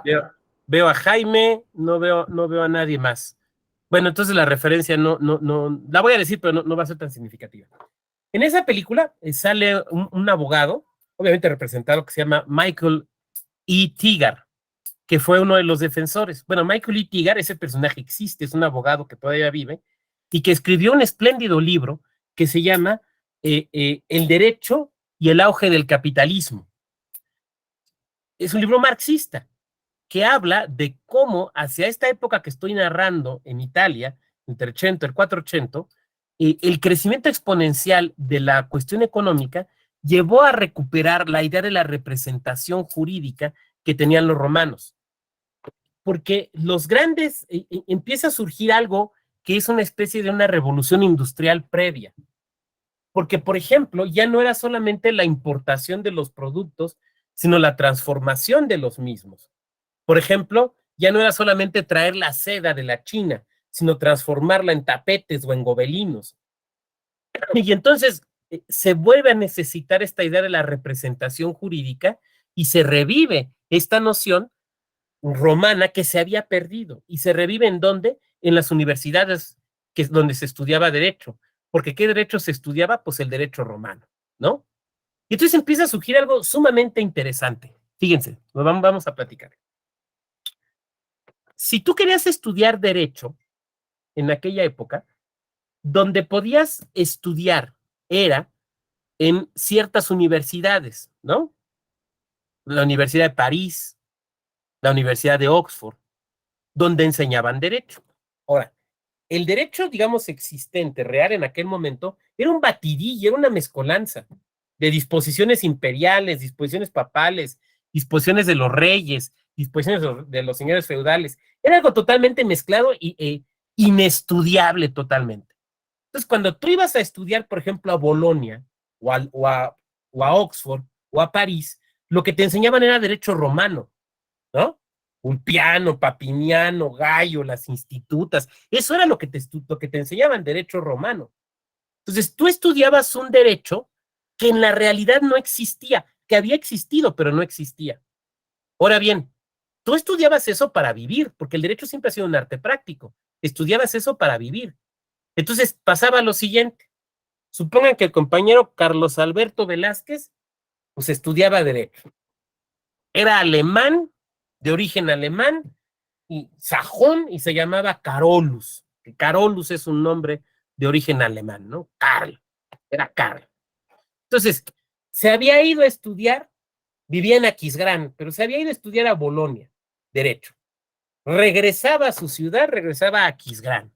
Y entonces, el noble, el señor feudal, que en ese entonces, ahí si no me equivoco, era el arzobispo, pues lo tomaba bajo su ala y le decía, pues tú que eres inteligente y te fuiste a estudiar derecho, vente a trabajar conmigo, ¿no? Pues ahí iba él a trabajar. Y entonces el señor obispo, que a la vez era, digamos, el mandamás de la ciudad, además de obispo, era comerciante y cobraba impuestos. Y entonces se le empezaban a presentar una serie de problemas jurídicos, ¿no? ¿Y con quién lo resolvía? Con Carlos. Entonces le hablaba, a ver, Carlos, vente. Oye, fíjate que tenemos broncas porque aquí en esta parte de la diócesis hay un cura ahí que ya se le botó la canica y está hablando de que ya viene el fin del mundo, ¿qué hacemos? Entonces Kant decía, bueno, pues hay que hacer un procedimiento disciplinario. Pero ¿cómo lo hacemos? Ah, bueno, mire, fíjese que yo estudié el derecho romano y canónico y se hace de esta manera. Entonces, esos abogados que estudian derecho romano empiezan a configurar el derecho, porque los ricos y los nobles los empiezan a usar. Ahora, supongamos que él, cuando se regresa a Aquisgrán, no se pone a trabajar, digamos, en la burocracia, sino que se vuelve notario, ¿no? Entonces llego yo, que soy comerciante, Octavio, llego yo con él y le digo, oiga, fíjese que pues yo soy comerciante, pero necesitamos algún tipo de mecanismo para garantizar que cuando pues vayan las recuas de mulas allá a comprar oliva a España, pues se sepa que quien está comprando soy yo y no el que va llevando la recua, ¿no? Entonces Carlos dice, bueno, hay que hacer un contrato de representación. ¿Y cómo lo hace? Pues lo hace conforme el derecho romano, ¿no? ¿Estamos de acuerdo? Entonces eso lo revive. Y eso empieza a tener un efecto político en un país bastante primitivo para la época, que era Inglaterra. Ustedes saben que Inglaterra era tierra de celtas y de sajones, hasta que es ocupada por los normandos, ¿no? La batalla de Hastings, el tapiz de Bayeux, 1066. Y cuando sucede esto, durante un buen rato, Inglaterra es una tierra de pelea, ya no solamente entre sajones y normandos, sino entre sajones, normandos y los vikingos, ¿no? Que como ustedes saben asolaron toda Europa, pero particularmente lo que actualmente es Inglaterra. Hay una historia que les recomiendo mucho, un texto sajón que se llama La batalla de Muldon. La batalla de Muldon, se lo recomiendo muchísimo.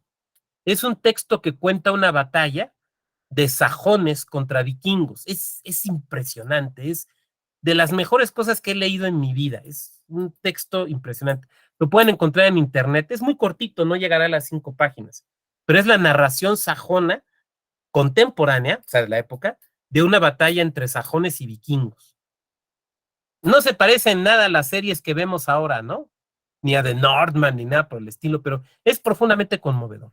Bueno, ustedes saben que en Inglaterra, hacia 1215, se da el surgimiento de lo que conocemos como la Carta Magna. Y fue un fenómeno político bastante interesante. Los monarcas medievales, ustedes lo saben, eran monarcas bastante inestables, porque no tenían propiamente un ejército. Su ejército era el de los hombres que levantaban los nobles y los llevaban. Y tampoco eran ricos, vivían bastante fregados. Si uno ve los castillos medievales y uno piensa en cómo vivía un rey medieval, pues la verdad es que era una vida que ya hubieran querido ser clase media en nuestra época, ya hubieran querido tener agua corriente, ya hubieran querido tener muchas de las comodidades que hoy damos por sentadas. Tan es así que piensen, por ejemplo, en aquel gran poema que son las coplas a la muerte de su padre, de don Jorge Manrique, una de las cumbres de la literatura en español. ¿Y por qué la literatura en español? Una de las cumbres de la literatura, ¿no? Cuando habla de la riqueza del rey, dice, y vajillas. O sea, tener una vajilla, era símbolo de gran riqueza. Cuando nosotros todos tenemos en México la misma vajilla, ¿no? Esta de porcelana blanca con una florecita azul y pintadito de azul alrededor, o sea, pues cualquiera tiene una vajilla, ¿no? Pero en la época medieval tener una vajilla era símbolo de riqueza. O sea, tener una vajilla era ser rico, ¿no? Entonces los reyes eran bastante pobres y bastante débiles. Y un rey, salgo de nuevo de España y voy a Inglaterra de retache, un rey que es el rey Juan empieza a tener varias guerras, particularmente contra escoceses y demás. Y se le ocurre subir impuestos. Y los nobles se rebelan y no le quieren pagar impuestos y vencen al rey. Hasta allí, esa era una historia muy común en la época medieval. Una historia que se podía presentar en cualquier día. Lo normal era que quitaban al rey y ponían otro. A veces los mataban, otras los mandaban los desterraban, en otras ocasiones los mandaban a un convento, hacían esas cosas. Pero a alguien que nunca ha quedado muy claro quién, cuando se rebelan contra el rey Juan y lo vencen, se le ocurrió algo muy brillante en términos políticos y jurídicos. Porque en lugar de deponerlo, o en lugar de correrlo o de matarlo, lo que dijeron fue, a ver Juan, el Juan que conocemos como Juan sin tierra, ¿no? A ver Juan, te vamos a dejar de rey, pero nos vas a firmar un papelito que entre otras cosas va a decir que para que nos pongas impuestos a nosotros, los nobles, nos vas a tener que preguntar. Ese documento ustedes saben cuál es la Carta Magna. La Carta Magna. Y tú, Juan, si quieres seguir siendo rey, la vas a firmar en tu nombre, pero también en nombre de tus sucesores. Y entonces Juan, que ya se imaginaba con la cabeza mochada o expulsado a Islandia, pues dice, esto es buen negocio, voy a seguir siendo rey, limitado, pero voy a seguir siendo rey. Pues obviamente dicen, pues ¿dónde firmo, no? Y firmó la Carta Magna. ¿Esto qué tiene que ver con la representación? Pero es muy importante porque en realidad aquí es donde surge la representación política. Tiene que ver con lo siguiente. Cuando Juan y sus sucesores quieren tener más dinero, le tiene que preguntar a los nobles. ¿Estamos de acuerdo, no? Porque ese es el compromiso al que se llegó. Entonces, hay que preguntarles. Ahora, ¿cómo les pregunto?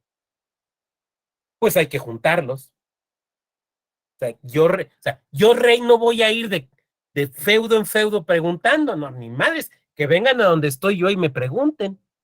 Entonces alguien de ustedes dirán, ok, pues que vayan a la capital, y yo diré, ni madres, perdónenme el tecnicismo, pero es que no había capitales. En la época medieval, no todos los países tenían capitales. Los reyes eran itinerantes y la capital estaba donde estaba la corte. Piensen en algo. Madrid es una ciudad relativamente moderna, de 1500 y feria, porque el rey español estaba en distintos lados. Entonces tú querías hablar con el rey o someter un asunto ante el tribunal del rey, tenías que andarlo pescando. Entonces eso sucede también porque Londres no es propiamente la capital. El rey es un rey itinerante. A ver, esto se ve, siempre hay que sacarlo, ¿no? Esto nos lo pinta este señor, Shakespeare, ¿no? ¿Cómo son los reyes medievales de Shakespeare? ¿Cómo es el rey de Hamlet? Es un rey que va de castillo en castillo, es un rey itinerante. ¿Y dónde está la corte? Donde él está. Entonces, lo que hacen los reyes británicos es, hay que convocar a los nobles para que tomemos una decisión de si me aceptan subir o no los impuestos. Entonces, supongan que el rey anda por el norte de Inglaterra, no de Escocia, de Inglaterra, anda por la zona de Wessex. Y yo soy un noble hacia el sur, pegadito hacia Gales. Y entonces me llega la convocatoria. Lo esperan dentro de 15 días como a todos los nobles porque el rey los ha convocado, porque tiene que ver temas con ustedes. Y yo ya sé que uno de los temas es la lana, el rey quiere lana, ¿no? Entonces yo como noble tengo que ir, ¿estamos de acuerdo? ¿Hasta ahí me van siguiendo? Ahora, pero resulta que yo soy un noble medieval, entonces como mucha carne roja. ¿Y qué le pasa al que come mucha carne roja? Pues le da gota, ¿no? Se sube el ácido úrico y le da gota. ¿Se acuerdan que de hecho la gota era una enfermedad de nobles? Incluso hasta era bien visto tener gota, porque es que tú eras un noble. Entonces yo tengo, cuando llega el emisario del rey y me dice que en 15 días tengo que ir a no sé dónde que está el rey, allá en el norte, yo tengo mi pie subido ahí en un cojín, porque tengo una gota horrible, no me puedo mover, me duele horrible el pie. No me puedo mover, yo no puedo ir, no puedo ir, pero me preocupa no ir. Porque qué tal que van, que no voy, y ganan que sí hay que pagar más impuestos y yo no quiero, o que gana que sí hay que ir a una guerra y yo no quiero, ¿no? Entonces, pero yo no puedo ir. Entonces lo que digo es, a ver, está junto a mi feudo, está el feudo de Alan Sánchez. Ahí está Sir Alan. Entonces le mando a llamar a Sir Alan, oiga, vecino, venga tantito, pues ahí va mi castillo, ¿no? Oiga, don Vado, ¿qué le pasa? Pues mire la pierna, ya ve, me dio gota. Sí, a mí me dio el año pasado, pues ya estoy mejor, que no sé qué. Oiga, Alan, Sir Alan, oiga, ya vio que nos están convocando a reunión con el rey, ¿verdad? Sí, sí, en 15 días hay que ir allá al norte, ya estoy preparándome para salir. Entonces le digo, oiga, pues mire, yo no puedo ir, ya como tengo la pierna, no puedo ir. ¿Le puedo pedir un favor? Dígame, si no es de dinero, dígame. A ver, por favor, Sir Alan, usted cuando vaya a la corte, hable en mi nombre.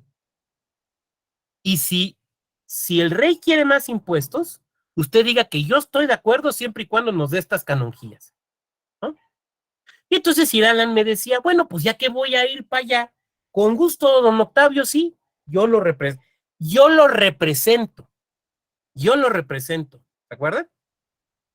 Y entonces mandamos llamar a Carl, que había estado trabajando en Aquisgrán, pero que ya me lo traje yo a trabajar acá a mi feudo. Y le digo, oye, abogado, fíjate que va a haber reunión de las cortes. Yo no puedo ir porque ya ves, tengo la pierna hecha una desgracia. Pero aquí Sir Alan, muy amablemente que va a ir, me va a representar, él va a hablar por mí. Por favor, hazte un papelito, casi le decía, ¿no? No sabían jurídicamente cómo se llamaba. Hazte un papelito para que cuando Sir Alan llegue a la corte pueda hablar en mi nombre. O sea, ¿qué le estoy pidiendo a Carr? Que haga un contrato de representación. Pero es un contrato gratuito porque Alan no me está cobrando nada, ¿de acuerdo? Es un contrato de cuates, pero en virtud de eso va a haber una representación. ¿Y qué es eso? Eso es representación política. Ahí tenemos representación política, utilizando una figura de un contrato de derecho civil romana que se había inventado 300 o 400 años atrás para andar vendiendo cosas en el Mediterráneo, pero que ahora nosotros, normandos conquistadores, utilizábamos para una cuestión eminentemente política. Entonces, cuando Sir Alan llegaba ahí a Wessex, donde estaba el rey y lo recibían, y ahora después de la comilona, a ver, ahora sí vamos a debatir los temas, él decía, oigan, espérenme, fíjense que don Octavio no pudo venir, les manda muchos saludos, pero pues tiene gota, ay, pobre, pues que se recupere. Pero miren, yo vengo a hablar en su nombre. Ay, ¿cómo sabemos? Mira, es que me dio este papel. Y entonces sacaba el poder que Carla había redactado siguiendo modelos romanos. Y entonces el gran canciller, que era, digamos, lo que ahora es el secretario de Asuntos Administrativos y Legislativos de la Cámara, el gran canciller tomaba el poder, que además el gran canciller era un abogado, que había estudiado probablemente en la misma universidad de Carl, lo leía y decía, sí, sí, esto está bien hecho, se ve que mi compañero de banca sí era estudioso. Sí, efectivamente, Sir Alan va a votar los asuntos en su nombre y en nombre de don Octavio. Ahí tenemos la representación política.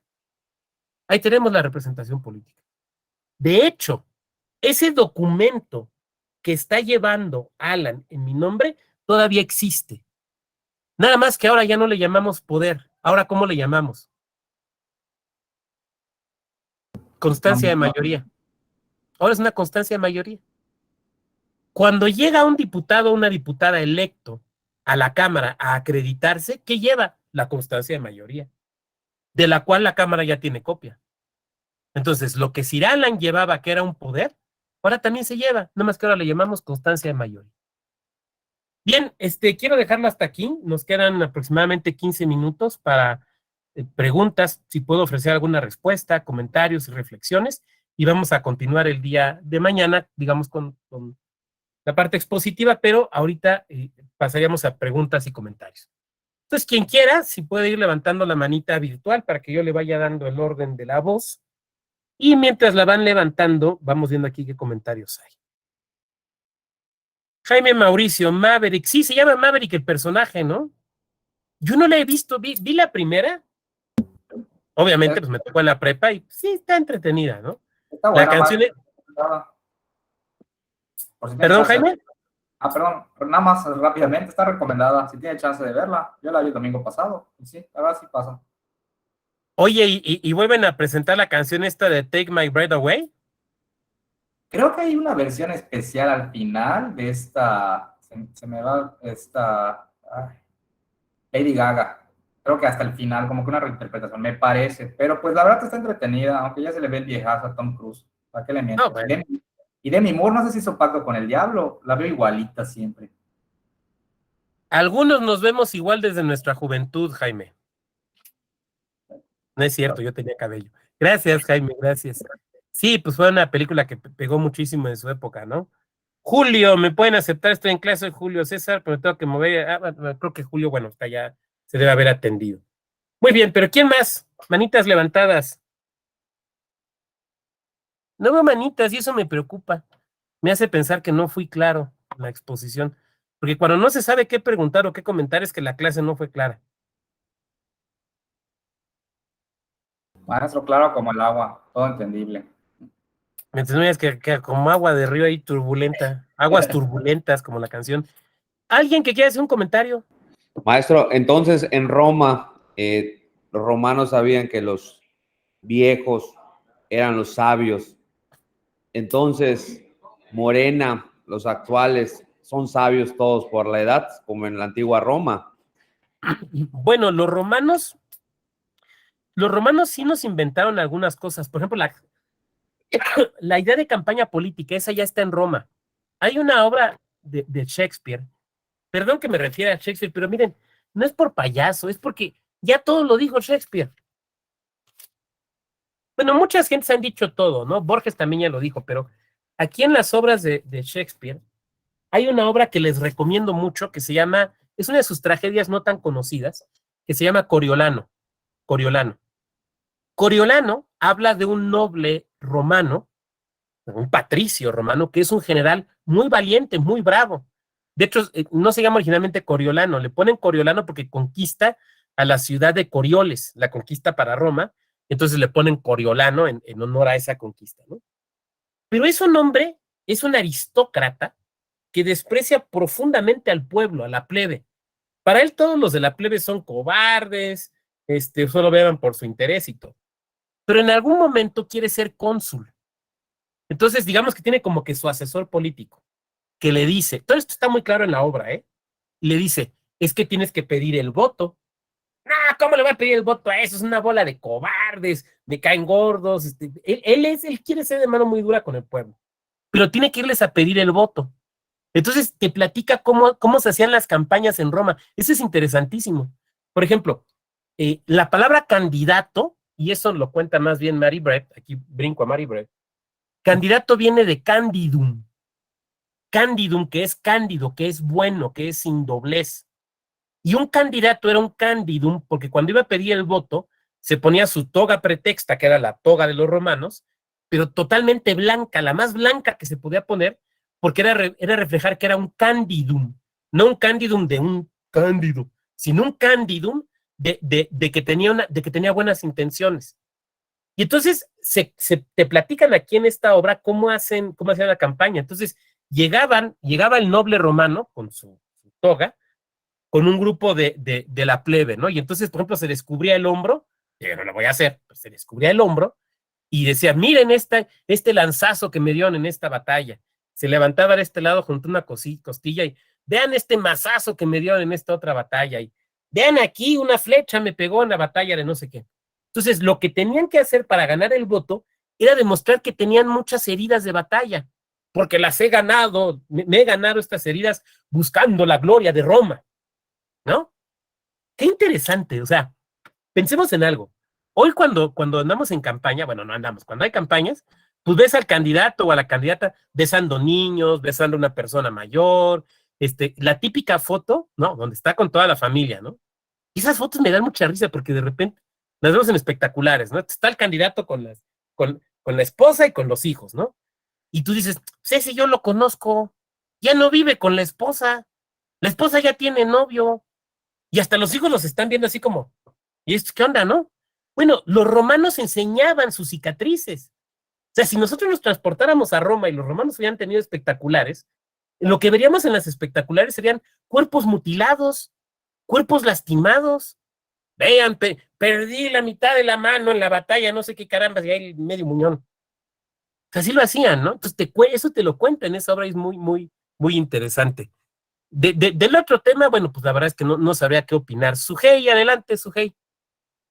Hola, ¿qué tal? Buenos días a todos y a todas. Esta última parte sí me está causando un poco de gracia. Digo, no en un mal sentido, sino porque justamente en la actualidad vemos a muchos candidatos. Bueno, de inicio desconocía completamente el origen de la palabra candidato. Ahora que pues ya está como un poco más claro para mí, pues sí me parece muy gracioso porque en la actualidad vemos muchos candidatos que están como, digamos, entre muchos conflictos, vamos a decirlo así, ya sea de intereses o que se les ve ligados a grupos de crimen organizado. O sea, como que en la actualidad un candidato no requiere justamente tener lo que un romano, ¿no? Marcas de guerra, haber pasado muchas cosas lamentables para poder llegar a ser candidato. Inclusive se me vino ahorita justamente a la mente lo que acaba de pasar el día de ayer en Durango, cuando supuestamente algunos militantes de Morena habían sido detenidos y la candidata fue a su salvación y resguardo y se sube a la camioneta de policías y ella piensa que lo está haciendo todo bien, pero en realidad lo hizo todo mal. Entonces, esta última parte se me hace muy interesante y creo que es cuestión de análisis. Yo obviamente no puedo comparar la época de los romanos a la actual porque muchísimas cosas han cambiado, pero al menos en ese término sí estaría muy, muy interesante analizar qué candidatos están permitiendo que se postulen a los cargos públicos, por qué están ahí, si realmente vale la pena o no, porque también seamos realistas. Bueno, yo soy de la idea que en las elecciones muchas veces no se vota por el candidato, sino por el partido. Entonces, a veces eso es lo que genera descontento. Cuando ya están en el cargo y pasan los años y pasan, no sé, su periodo y ya nos damos cuenta que robó y ya nos damos cuenta que antes estaba ligado al crimen organizado o tenía denuncias por violencia de género, cuestiones así muy pequeñitas, pues es que nos damos cuenta que no le prestamos atención al candidato. O sea, que no nos tomamos el tiempo de ver quién es, en qué ha trabajado, de dónde proviene. O sea, esas cosas que a lo mejor pudieran parecer muy insignificantes, yo creo que deberían ser completamente relevantes a la hora del voto, pero lo que hacemos es votar más por el partido que por el mismo candidato. Muchas gracias, Sujei. Roma está llena, la historia de Roma, como la de todo el pueblo probablemente, está llena de héroes y villanos, ¿no? Entonces, lo mismo tenemos un emperador filósofo como Marco Aurelio, autor de esa obra monumental que es Los Soliloquios, que pues tenemos un Nero, ¿no? Un orate, perdónenme la expresión, pero es cierto, hay de todo. Y tu comentario me permite dar introducción a esto. Esta es una porción muy chiquitita de la tragedia Coriolano de Shakespeare, donde habla justamente de esto, de cómo se piden los votos. El escenario es el siguiente: está Coriolano, está en la plaza donde están los grupos de los ciudadanos y va pidiendo de grupo en grupo el voto, ¿no? Ese es el escenario. Voy a leer. Dice Coriolano: Saben, señores, se refiere a un grupito de ciudadanos, ¿por qué me encuentro aquí? Ciudadano 1: lo sabemos, señor. Decidnos lo que os da derecho a venir aquí, o sea, a pedir nuestro voto. Coriolano: mi propio mérito. Ciudadano 2: vuestro propio mérito. Perdón, es traducción española.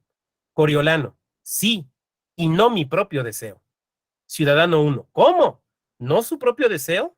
Coriolano: no, señor, no fue jamás mi deseo molestar a los pobres viniendo a mendigarles. O sea, pasivo-agresivo el amigo, ¿no? Ciudadano 1: ¿podéis creer de veras que si os damos algo es porque esperamos ganar con vos? Coriolano: muy bien. Entonces, ¿cuál es, por favor, el precio que ponen al consulado? O sea, el precio que ponen por su voto para que yo sea cónsul. Ciudadano 1: el precio es pedirlo afablemente. Coriolano: afablemente. Señor, por favor, permitidme que lo obtenga. Tengo heridas que enseñaros. Os lo haré ver en particular. Vuestro buen voto, señor. ¿Qué respondéis? Ciudadano 2. Lo tendréis, noble señor. Coriolano. Trato hecho, señor. He aquí 2 dignos votos mendigados. Tengo vuestras limosnas. Adiós. Ciudadano 1. Pero esto es algo extraordinario. ¡Qué maravilla!, ¿no? Claro, es Shakespeare. ¡Qué maravilla! O sea, el tipo, pero además, creo que a veces lo hemos visto, ¿no? O sea, el que se acerca a pedir el voto popular, pero no se me acerquen mucho, ¿no? El candidato o la candidata que cuando le ofrecen, venga, échese un taquito con nosotros. Ay, pero es gluten free. Los hemos visto, ¿no? Las hemos visto. No es nada nuevo. No es nada nuevo.